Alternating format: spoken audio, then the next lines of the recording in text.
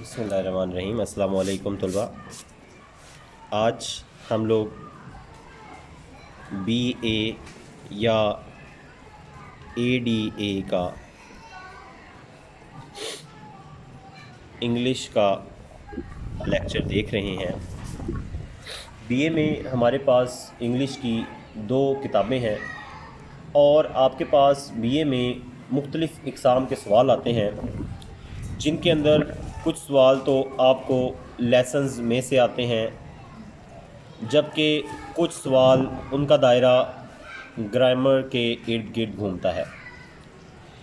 तो अगर आप ये कहें कि आपके क्वेश्चन आंसर्स का दायरा वो भी ग्रामर की तरफ घूमता है, तो तकरीबन BA या ADA में आपकी जो ग्रामर है वो तकरीबन 90% कंसिस्ट करती है।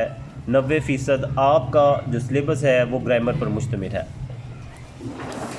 सवालात को लिखने में आपको ग्रामर बहुत ज़्यादा मदद देगी, लेकिन इसके साथ साथ कुछ चीज़ें आपको याद भी होनी चाहिए। ऐसा नहीं हो सकता कि आप सिर्फ ये सोच लें कि अगर आपको इंग्लिश बड़ी अच्छी लिखनी आती है और आपको कहानी का मफ़हूम पता है तो आप बासानी जवाब दे लेंगे। ऐसा बिल्कुल भी नहीं है। आपको कुछ चीज़ें याद भी होनी चाहिए, क्योंकि जब आप पेपर देने जाएंगे तो वहाँ पर आप बैठकर ये सोचते नहीं रहेंगे कि अब मैं कौन सा जुमला बनाऊँ और मैं कौन सा जुमला लिखूँ। उसके लिए आपके पास वोकेबलरी और जुमलों का एक ज़ख़ीरा होना ज़रूरी है। तो BA में हम लोग आज से जिस चीज़ को देखेंगे वो सेक्शन होगा ग्रामर का। उसके साथ साथ हम लेसन्स को भी देखेंगे। यहाँ पर आप लोगों को रोज़ाना के हिसाब से कुछ टिप्स मिलती रहेंगी। जैसे मैंने आज आप लोगों को टिप्स दी कि सिर्फ़ टेंसेस को सीख लेना वो काफ़ी नहीं होगा, बल्कि उसके साथ साथ कुछ चीज़ें आपको याद भी होनी चाहिए, आपकी फिंगर टिप्स पर होनी चाहिए। हर वक्त आपको याद होनी चाहिए। कुछ ऐसे सेंटेंसेस होने चाहिए आपके पास हमेशा जो आपके क्वेश्चन के ऊपर एक अच्छा असर छोड़ें। एग्जामिनर जब उस लाइन को पढ़े तो उसको ये अंदाज़ा हो कि बच्चे की जो वोकेबलरी बिल्डिंग है, जो बच्चे का वोकेबलरी बैंक है, वो बहुत अच्छा है। तो यहाँ पर देखें कि टेंसेस काफ़ी नहीं होंगे, उसके साथ आपको वोकेबलरी भी चाहिए होगी। वोकेबलरी के साथ आपको कुछ ख़ास किस्म के सेंटेंसेस भी चाहिए होंगे। अब आपकी जो वोकेबलरी है अगर वो बहुत इजी होगी तो वो एग्ज़ामिनर के ऊपर कोई बहुत अच्छा असर नहीं डालेगी। अगर वो मॉडरेट होगी, सिंपल टू मॉडरेट होगी, तो ऑब्वियसली उसके हिसाब से आपको मार्क्स मिलेंगे। और अगर आपकी वोकेबलरी बहुत ही हाई होगी तो आपको जो मार्क्स हैं वो उस हाई वोकेबलरी के हिसाब से मिलेंगे। इसी तरीके से अगर हम सेंटेंस बिल्डिंग की बात करते हैं तो सेंटेंस देखें, हम लोग सेंटेंस बनाते हैं मुख्तलिफ़ इक़साम के। एक होते हैं बिल्कुल सिंपल सेंटेंसेस। सिंपल सेंटेंसेस वो होते हैं जो बच्चा 5 क्लास में या 6 क्लास में बनाना सीख जाता है। I am going to school, I am writing a letter, these are the simple sentences. Now अब इसमें भी यही हिसाब है, सिंपल टू मॉडरेट। अब मॉडरेट में क्या होता है कि मॉडरेट में आपके आते हैं सिंपल सेंटेंसेस, आप कंपाउंड सेंटेंसेस कह सकते हैं, कॉम्प्लेक्स सेंटेंसेस कह सकते हैं।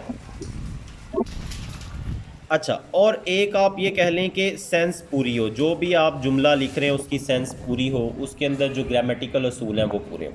तो अगर हम आज के इस बुनियादी लेक्चर का, इस आज की बुनियादी टिप्स का खुलासा करें तो हमें ये पता लगता है कि टेंसेस इंपॉर्टेंट है, ग्रामर इंपॉर्टेंट है, लेकिन उसके साथ साथ आपको वोकेबलरी और कुछ ख़ास किस्म के सेंटेंसेस की ज़रूरत होंगी जो आपकी फिंगर टिप्स पर हों और आप उसको फौरी तौर पर लिख सकते हो। यानी मिसाल के तौर पर आप क्वेश्चन लिख रहे हैं, आपको याद भी था काफ़ी कुछ, लेकिन आपको एकदम से भूल गई कुछ चीज़ें।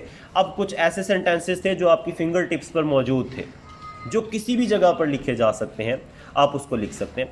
मिसाल के तौर पर when I was in my first year there was a teacher who said कि बेटा आप लोग कुछ सेंटेंसेस इस तरह के बनाएं जो आप हर तशरीह में, हर शेर की तशरीह में लिख सकते हो। जैसे मिसाल के तौर पर शायर ने इस शेर के अंदर अल्फाज को खूबसूरत मोतियों की मानंद पिरोया है।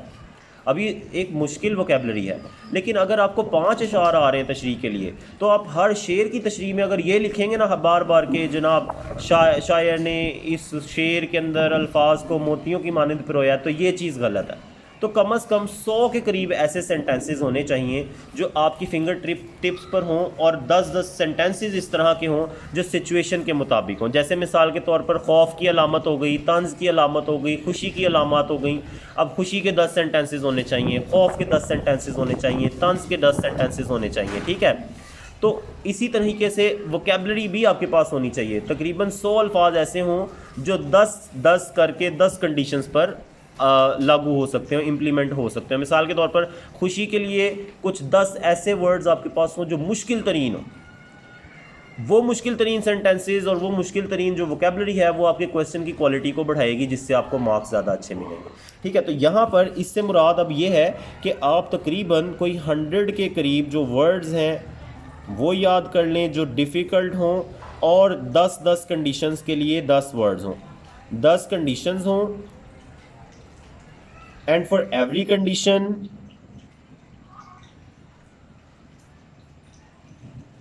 आपके पास 10 वर्ड्स हों।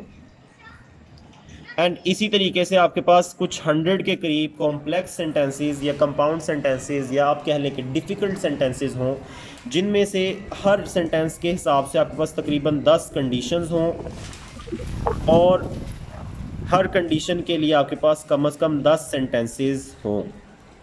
अब देखें, कल से जो हमारा काम होगा, जो कल से हम लोग लेक्चर देखेंगे, उसके अंदर हम लोग कोशिश करेंगे कि एक दिन में हम लोग कोई 10 ऐसे मुश्किल वर्ड्स निकाल लें जो कि उस किसी एक कंडीशन को वाज़िया करते हों।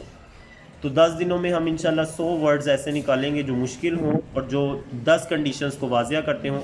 उससे आगे मैं इंशाल्लाह आप लोगों को 10-10 सेंटेंसेस निकाल के दूंगा जो कि आपकी कंडीशंस पर वाज़िया तौर पर इम्प्लीमेंट हो सकते होंगे। अच्छा जी, इसके बाद देखें, हम एक टिप और है कि जिस बंदे की कहानी है, जिस बंदे का सवाल पूछा गया, जिस पोएट का या जिस आपका जो है वो ऑथर का सवाल पूछा गया है, उस ऑथर के बारे में भी आपको कुछ ना कुछ उसकी बायोग्राफी के बारे में पता होना चाहिए। आपको थोड़ा बहुत पता होना चाहिए कि वो कौन था, वो कैसा था, उसने और कौन कौन सी किताब लिखी, उसकी किताबें कैसी थीं, वो शायर ज़्यादातर किस तरह की कहानियाँ लिखता था। आप देखें, कई शायर होते हैं वो लिखते हैं रोमानवी, रोमांटिक। कई शायर होते हैं वो लिखते हैं शायर जो है वो लिखते हैं जैसे कि आप कह लें कि मुआशरती मसाइल के हवाले से, समाजी मसाइल के हवाले से। इसी तरह कुछ ऑथर होते हैं वो हकीकी कहानियों या हकीकी वाक़यात को लिखते हैं, जबकि कुछ जो मुसन्निफ़ होते हैं वो ख़याल या तख़य्युलाती कहानियाँ लिखते हैं। तो यहाँ पर ये आखिरी आज की आपकी टिप्स थी कि पोएट जो है या जो ऑथर है उसकी बायोग्राफ़ी और उसके जो आइडियाज़ हैं उसके बारे में आपको कुछ ना कुछ पता होना चाहिए। अगर आपको लेक्चर में मुश्किल हुई हो क्योंकि आज बहुत हवा चल रही थी, अगर आवाज़ ना आए या कोई चीज़ आपको समझ में ना आए तो आप कमेंट सेक्शन में सवाल करके पूछ सकते हैं, इंशाल्लाह मैं आपको जवाब दूंगा। वीडियो को लाइक करना और सब्सक्राइब करना ना भूलें। इंशाल्लाह मिलते हैं इंग्लिश BA और ADA के नेक्स्ट लेक्चर में। तब तक के लिए अल्लाह हाफ़िज़।